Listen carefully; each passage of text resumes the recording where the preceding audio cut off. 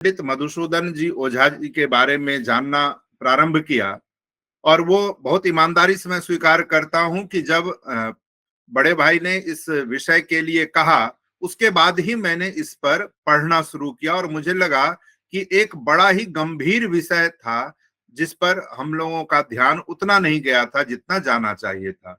यद्यपि इनकी वर्ण समीक्षा से मैं परिचित था, लेकिन इंद्र विजय और इन सब के बारे में कभी विमर्श का हिस्सा नहीं बन पाया था। तो इनके बारे में जब हमने पढ़ना शुरू किया, जानना शुरू किया, तो ऐसा लगा कि यह एक व्यक्ति नहीं, एक संस्था थे। और एकाध ग्रंथ नहीं बल्कि सैकड़ों ग्रंथ इनके वो हैं जो इनके नाम से जाने जाते हैं।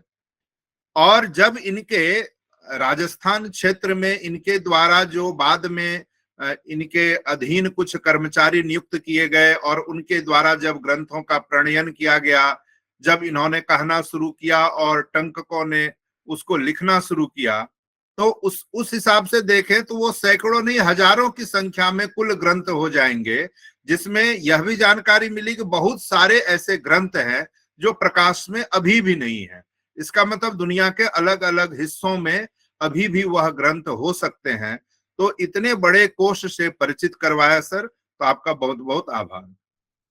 देखिए, जब विद्यावाचस्पति पंडित मधुसूदन ओझा जी के बारे में जाना, चूंकि इसमें बहुत सारे लोग ऐसे भी होंगे जो बहुत परिचित नहीं होंगे लेखक से और लेखक की रचनाओं से, उनके लिए भी मैं 2-3 मिनट में ये बात कुछ उनके ध्यान में लाना चाहता हूं कि इनका पूरा का पूरा बल जो है वो वैदिक विज्ञान के ऊपर है। और वैदिक विज्ञान के साथ साथ इन्होंने वैदिक भूगोल के लिए, वैदिक इतिहास के लिए, इवन मैंने देखा कि वैदिक अर्थव्यवस्था के बारे में इन्होंने काफी बातें लिखी है। और कई बार जब हम लोग कौटिल्य का अर्थशास्त्र या धर्मशास्त्र पर बात करते हैं, तो इस तरह के ग्रंथ पर ध्यान नहीं जाता कि बाद में इन्होंने उस पर ऐसी वैदिक ऋचाओं का उल्लेख किया है जो पूरी तरह से वैदिक कालीन अर्थव्यवस्था पर प्रकाश डालता है।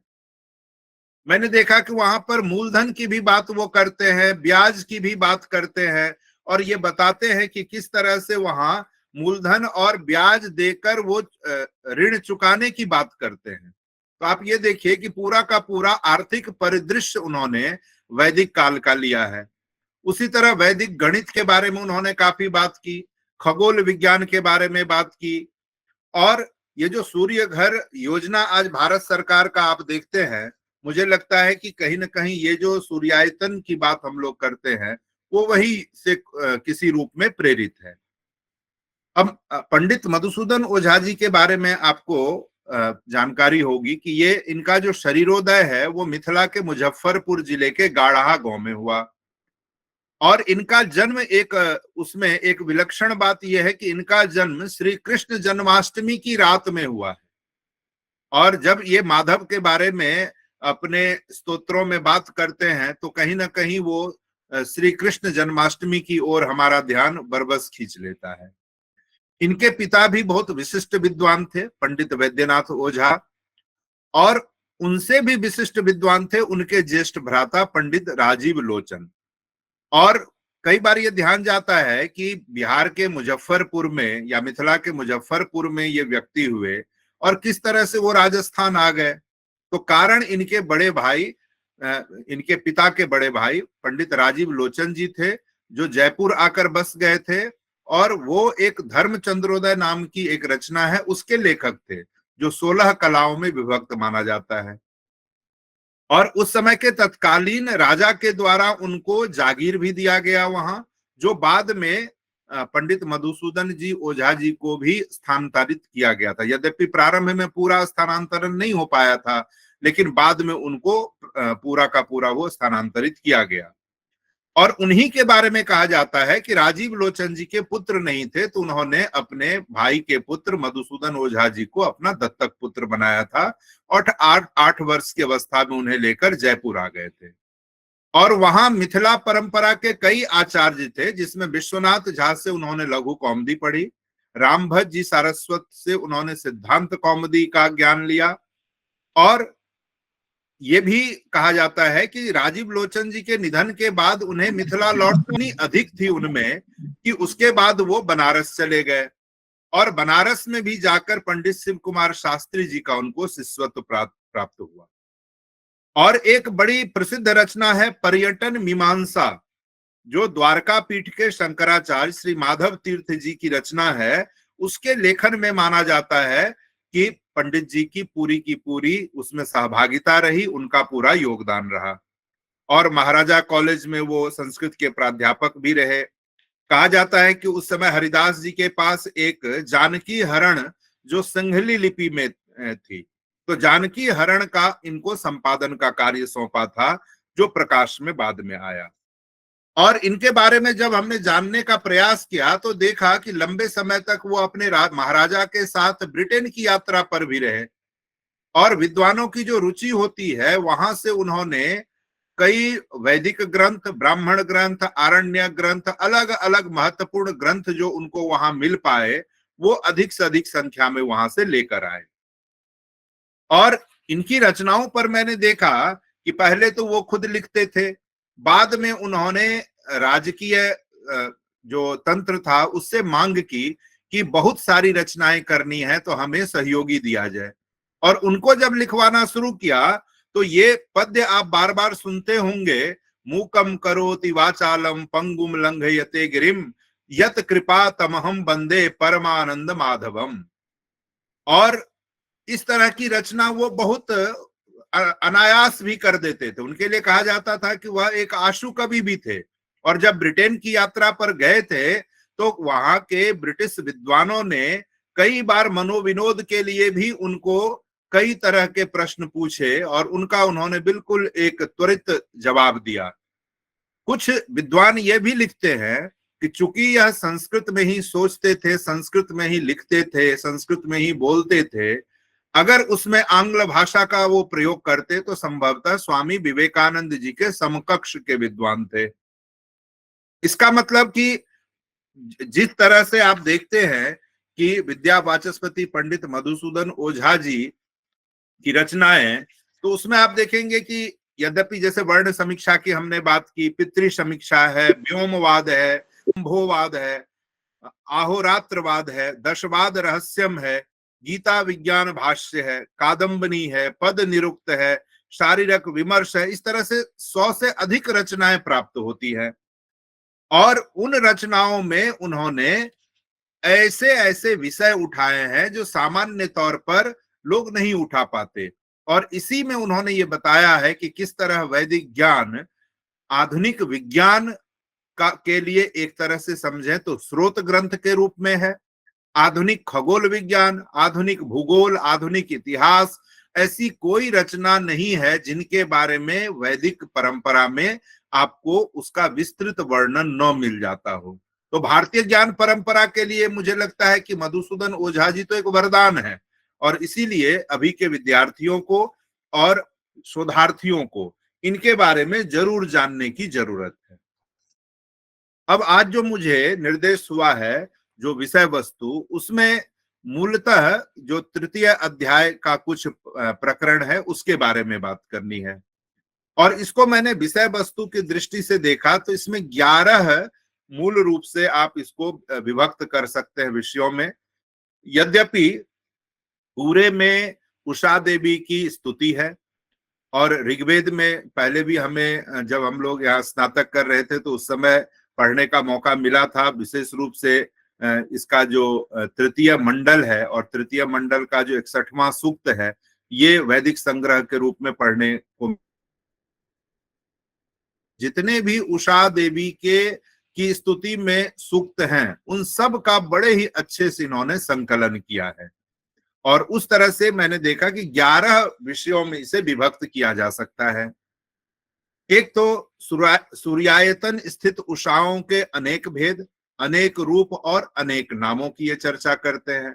प्रायः उषा के लिए आप देखेंगे कि उषा देवी की स्तुति में सूक्त लिखे गए, उसे काव्य की दृष्टि से भी बड़ा अच्छा माना गया, और माना गया कि ये प्रारंभिक काव्य के उदाहरण हो सकते हैं।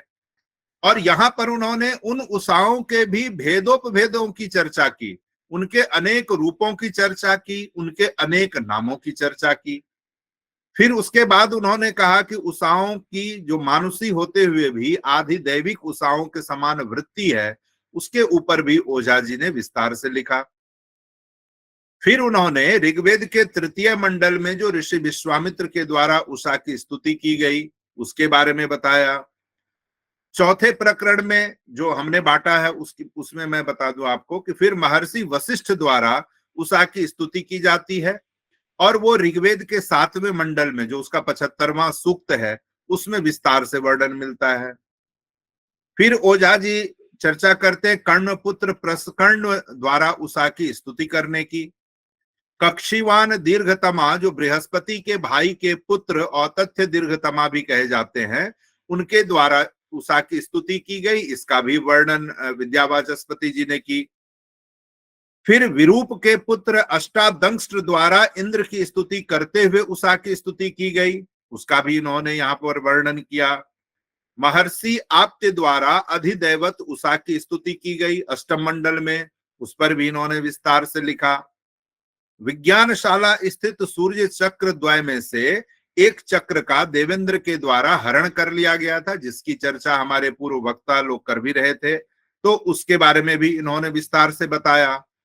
और उषा के कारण उस सूर्य सदन में दस्युओं का आक्रमण हो गया, जो सुण्व नाम के वहां दस्यु हैं उनका आक्रमण हो गया, और इंद्र और कुत्स द्वारा उसका निराकरण किया गया।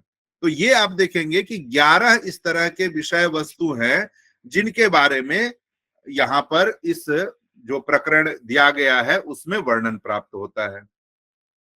यहां जब आप देखेंगे कि उषा के अलग अलग नाम, जो कि हम लोग एक सूक्त भी पढ़ते रहे तो उसमें इस तरह की चर्चा बहुत होती रही कि उनके कौन कौन से नाम हैं इत्यादि, तो वहीं से इन्होंने प्रारंभ किया है। उषसः सूर्याय तनस्थाया बहवः प्रभेदाः, यहाँ से मधुसूदन ओझा जी ने प्रारंभ किया है, और उसमें प्रथम ही मंत्र में उन्होंने कहा आसन्न उषसी बहव्यः पर्यायेणात्र कर्म कारिण्यः तासाम एका सूर्यातनस्था सूनरी नाम।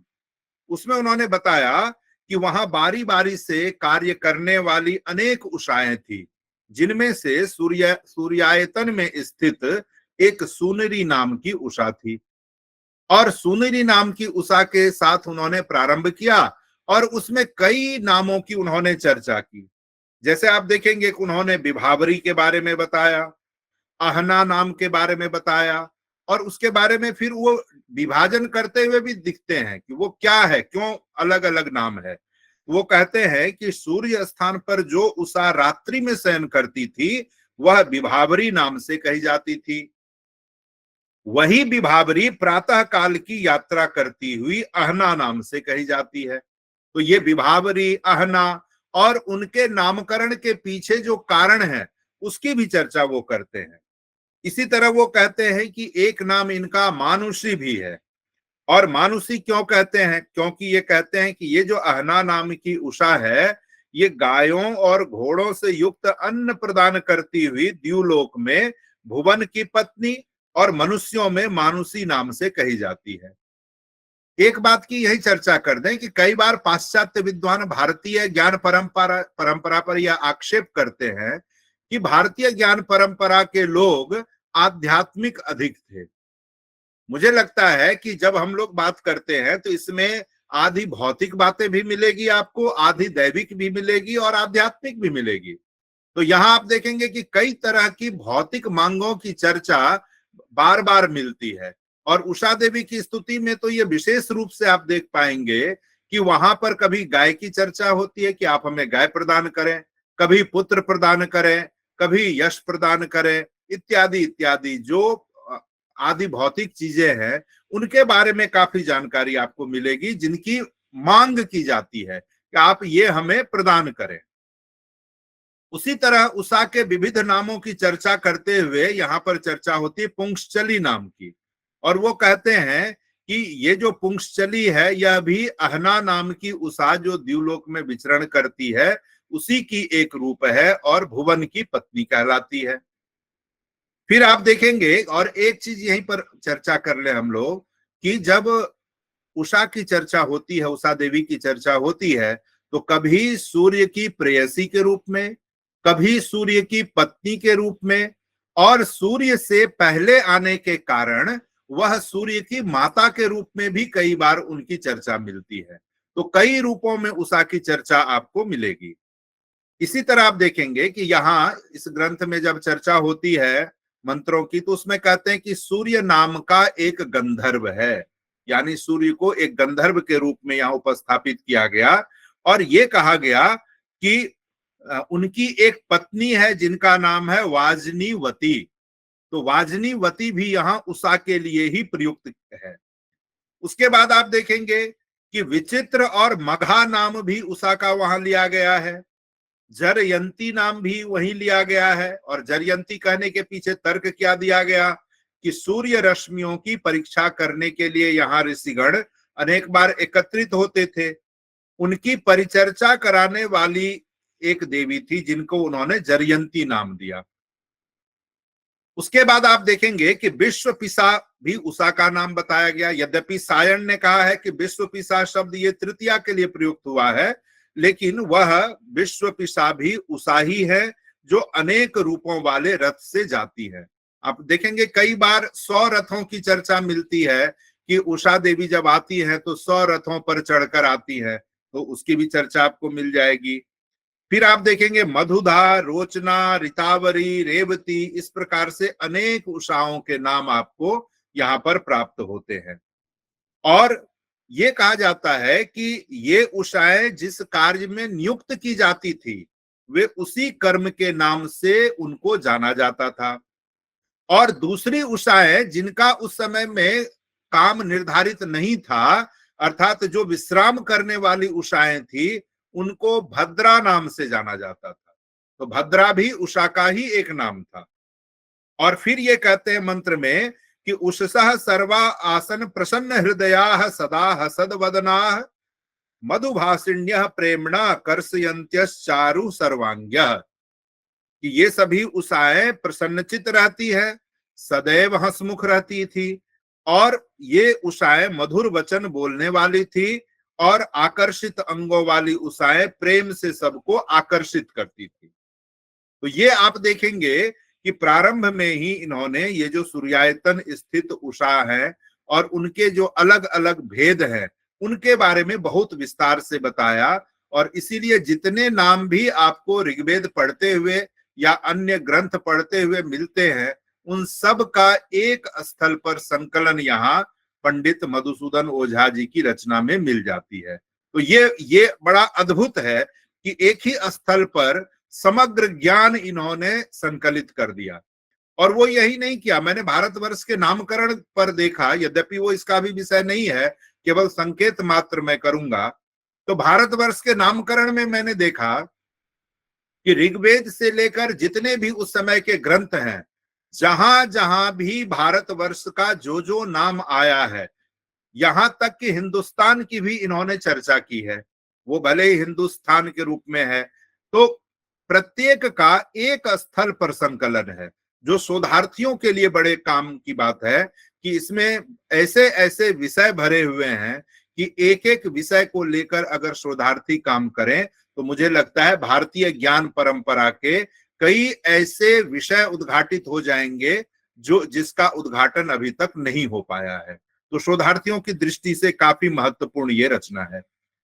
उसके बाद आप देखेंगे कि इसमें इन्होंने कहा कि भाई उषा तो मानुषी है, फिर भी इसमें आधिदैविक उषाओं के समान वृत्ति है।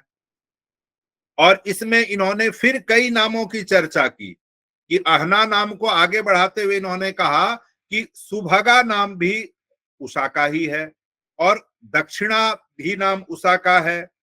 और इस तरह से उन्होंने कई और नामों की चर्चा की, और वो क्यों है उसके ऊपर भी इन्होंने प्रकाश डाला। फिर ये उसके बाद बढ़ते हुए कहते हैं कि महर्षि विश्वामित्र ऋग्वेद में उषा देवी की स्तुति करते हैं और बहुत विस्तार से करते हैं, जो तृतीय मंडल के 61वें सूक्त में है।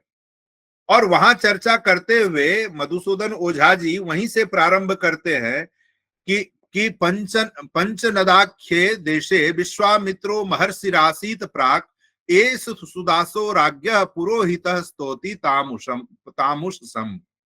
यानी जिस पंचनद की चर्चा अभी कर भी रहे थे, जैसे वितस्ता की चर्चा कई बार हुई, अन्य नदियों की चर्चा हो रही थी, तो उसके लिए कहते हैं कि प्राचीन समय में पंचनद, जो जिसके आधार पर पंजाब का नाम पड़ा, जिसमें आधुनिक नाम आप देखते हैं रावी, व्यास, सतलज, चिनाब और झेलम, तो इसी का उस समय में अलग अलग नाम आपको दिखाई देगा।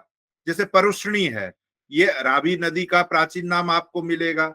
अभी वितस्ता की चर्चा हो रही थी, वो झेलम नदी का नाम है। अस्किनी चिनाब नदी का प्राचीन नाम है। उसी तरह शुतुद्री सतलज नदी का है। तो अलग अलग नदियों के प्राचीन नाम भी आपको दिखाई देंगे। और इस तरह ये बताते हैं कि भाई ये जो विश्वामित्र हैं, ये राजा सुदास के पुरोहित थे, और वहीं पर वो उषा देवी की स्तुति करते हैं। और इन देवी स्तुति के क्रम में आप एक देखेंगे कि महर्षि विश्वामित्र भी उनकी प्रशंसा तो करते हैं, उनकी स्तुति तो करते हैं, और साथ ही ये कहते हैं, जैसे वो कहते हैं कि तू नवीना है और तरुणी है, तू एक ही ध्येय के लिए चक्र के समान विचरण करने वाली है, और तू विचरण करता रह, इत्यादि वो कहते हैं। लेकिन साथ में वो उनसे एक तरह की डिमांड भी करते, एक तरह की मांग भी करते हैं। और मांग क्या करते हैं कि यहाँ के लोगों को सुख दे, शांति दे, समृद्धि दे, और उनको भौतिक जो मांगे हैं, उनको गाय दें, पुत्र दें, धन दें, उस तरह की बातें भी करते हैं। तो इसका मतलब कि उषा देवी की स्तुति में वहां महर्षि विश्वामित्र बहुत ही गंभीरता से वो बातें करते हुए दिखाई देते हैं। और जिसकी चर्चा मैं कर रहा था कि जब यहाँ बीए के सिलेबस में भी जब ये लगाया जाता है, तो उसमें उद्देश्य यही रहता है कि उसमें आपको ये पता चले कि ये कौन से ऋषि ने इस तरह की बात की, किस तरह के छंद का प्रयोग हुआ, उसमें देवता क्या है। और उस तरह उन्होंने बार बार ये कहा है कि आप जो हो वो सब कुछ देने वाली हो, और इसीलिए उन्होंने बार बार ये कहा है कि भाई हे इस उषा, तुम सब लोगों को प्राप्त होने वाली हो, अमृतत्व की चिन्ह रूप हो, और समान मार्ग पर चलती हुई चक्र की भांति नूतन तुम पुनः आओ। उषः प्रतीचि भुवनानु विश्वोर्ध्वा तिष्ठस्य मृतस्य केतु इत्यादि, इस तरह से उन्होंने मंत्रों में बार बार उनको आह्वान किया है। और वहां पर उनको सूर्य की पत्नी के रूप में भी उन्होंने बताया है।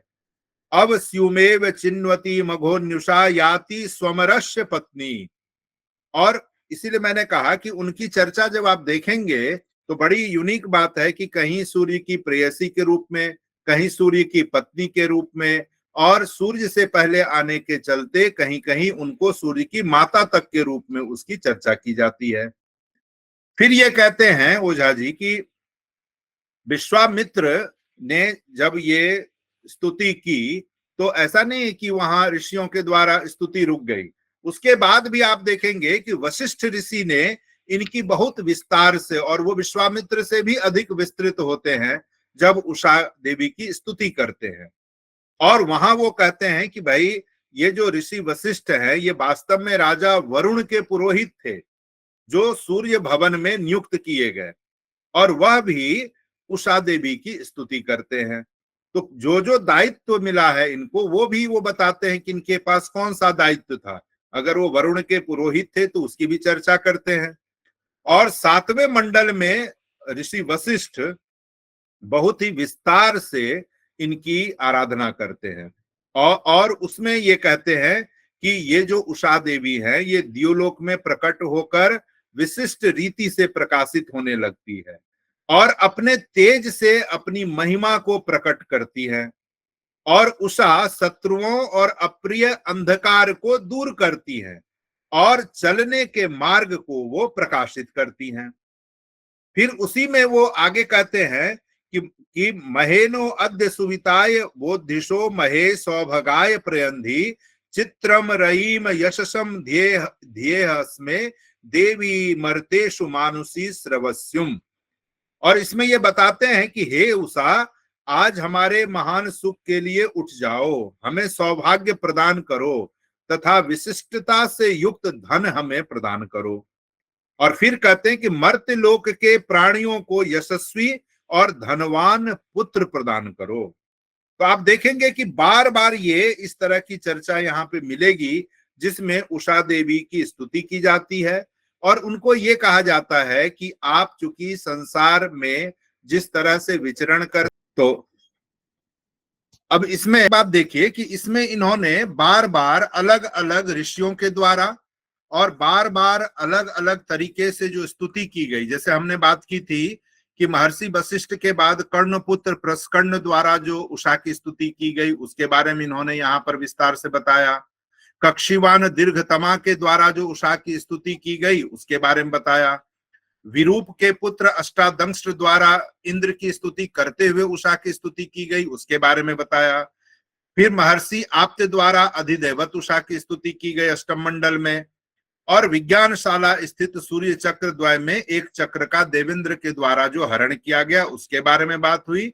और उषा के कारण सूर्य सदन में दस्युओं का आक्रमण हुआ और वहां इंद्र और कुछ द्वारा जो उसका निर्वाह किया गया, निराकरण किया गया, उसके बारे में उन्होंने बताया। और इसमें आप देखेंगे जो हम लोग बात कर रहे थे कि एक जगह इन्होंने चर्चा की, जब महर्षि आप्त द्वारा आधिदेवत उषा की स्तुति की जाती है तो उसमें उन्होंने एक मंत्र का प्रयोग किया और उस मंत्र में उन्होंने ये बताया कि किस तरह से की है। तो उस क्रम में उन्होंने भारतीय अर्थव्यवस्था के एक बड़े महत्वपूर्ण पहलू पर भी प्रकाश डाला। और ये मैं इसलिए कह रहा हूं कि कई बार ऐसा लगता है कि जैसे ऋग्वेद में विज्ञान की बात हम लोग करते हैं, इतिहास की बात करते हैं, भूगोल की बात करते हैं, अर्थशास्त्र की बात भी वहां पर कई बार आपको मिलेगी। तो इसी की तरफ मैं प्रयास कर रहा हूं कि आप लोगों का ध्यान जाए कि कभी ऋग्वेद में जो अर्थव्यवस्था के तत्व हैं उस पर भी काम करना चाहिए शोधार्थियों को। और इसीलिए मधुसूदन विज्ञान के बारे में, बल्कि धर्म दर्शन के बारे में, इतिहास के बारे में, भूगोल के बारे में, और उनकी जब रचना में पढ़ रहा था तो बड़ा आश्चर्यचकित था कि केवल वो लिखते नहीं हैं बल्कि चित्र भी बताते हैं। और ऐसा ऐसा चित्रांकन उन्होंने किया है, और जब उनकी जीवनी पर मैं पढ़ रहा था तो उसमें ये कहा गया कि ये सारे चित्रांकन वो स्वयं करते थे। इसका मतलब कि इस तरह का चित्रांकन कोई वही व्यक्ति कर सकता है जिसको भूगोल का भी अद्भुत ज्ञान हो। जैसे हम लोग ग्लोब देखते हैं तो एक तरह का ग्लोब खींचने की भी कई जगह उन्होंने कोशिश की है, और उस अर्थ में भौगोलिक ज्ञान भी उनका देखने योग्य है।